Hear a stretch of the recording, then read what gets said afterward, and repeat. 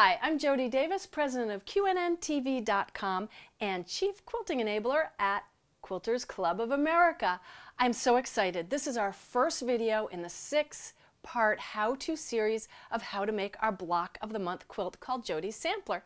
Behind me is the quilt. We're offering them in kits, though the pattern's free, so you can use whatever fabrics you want, but to make it easy, we've offered 2 kits, one in the batiks, like you see behind me, and the other in 30s fabric. We figure we covered all bases because we got 2 really great, very different looks.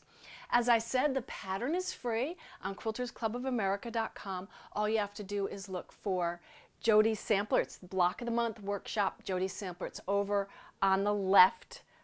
On your left side of your screen, you'll see it. Click there and you will find all of everything you need to get it started, including the pattern and the cutting instructions, and then you're ready to watch this video. Now for this video, I'm working with the 30s fabric in all of them, all the way through the lessons. But you can be working in your batiks or any other, so just follow along and I will call the letters out for each of the fabrics so you'll know what I'm doing.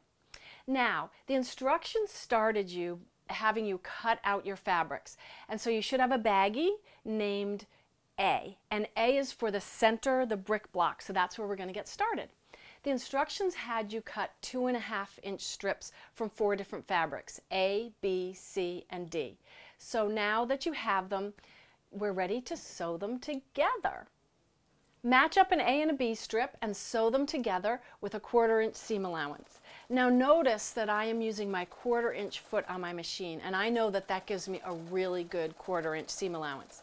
Now if you're a newbie and you don't know if you have a correct 1/4-inch seam allowance, you're in luck because I just shot a video last month that tells you how to test your sewing to find out if you are getting an accurate 1/4-inch seam allowance. Just go to quiltersclubofamerica.com, look for videos on your screen, and it's one of the latest tips. It's something like how to get a perfect 1/4-inch seam allowance. And it'll have you cut some strips, sew them together, and then measure them, and then you'll know if you're shy or if you're too generous, and then you can adjust. But the trick to perfect patchwork, for accurate patchwork, is to have an accurate 1/4-inch seam allowance. After you've sewn all of your strips together, the A's and the B's together, the C's and the D's together, take them over to your ironing surface.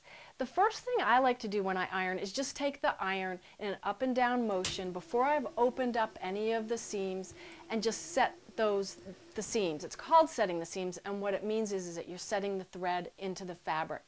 And it just gives you a much crisper, nicer press when you do press. Then fold one of the fabrics back, and again in an up and down motion, press those seams. It doesn't matter if you press from the front or the back. People do it both ways. Next, take your strips over to your rotary cutting mat and clean up that one ragged edge of one, and then you can start cutting your strips into segments that are 4.5 inches long. Now I'm using the Guidelines for Quilting ruler, and you'll notice that it has that yellow guide there. So I set that at 4.5 inches, and then I don't have to be checking on my measurement on my ruler. I just butt that up, cut, remove that piece, butt it up again, cut. It just goes so quickly, and you don't have to think, and you avoid those nasty cutting mistakes. Once you've cut all of your strips into the 4.5-inch segments, you'll notice that they all are 4.5 inches square. Yay! Now they're ready to be sewn into bricks. Once you have all of your A and B strips and all of your C and D strips cut into the 4.5-inch segments, pile them up and you're ready to lay them out into your first block. Look at the quilt diagram and you will see that you need a C and a D, an A and a B, and a C and a D for the top row of your block, and then it goes A, B, C, D, A, B for the middle row, and then C, D, A, B, C, D for the bottom row. Lay them out, make sure they're going in the right direction, and then you can start putting them together. Now the way I do this is I start at the top row, and I'm going to start by putting the leftmost and the middle 2 sets of bricks together. So I just flip that middle one over onto the one on the left, the AB over the CD, and then I'm ready to sew that side, which is on the right.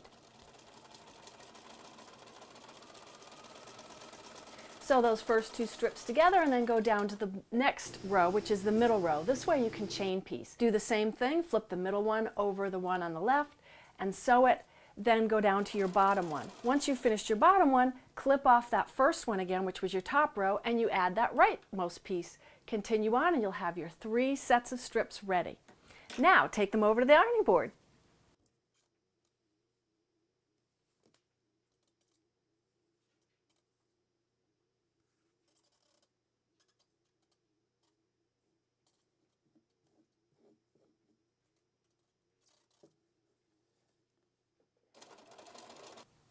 Take your rows over to the ironing board, and the way that you press those seam allowances will help you in your next step in your sewing.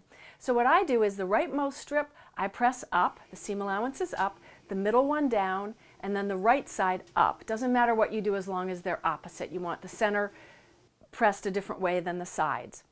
Press them, and then take them back over to your sewing machine. Now once again, I'm going to sew the middle strip to one of the side strips. And what I do when I'm sewing them is the first set of seams that need to match, I match those up and hold them and then sew them. And after I get past that seam, I will stop. You can see how by having the seam allowances pressed in a different way, one up and one down, that they nest together and they're nice and snug, and that makes for perfect stitching because they butt up against each other perfectly. And you can sew right through them knowing that they're going to match and you don't have the bulk of those seam allowances.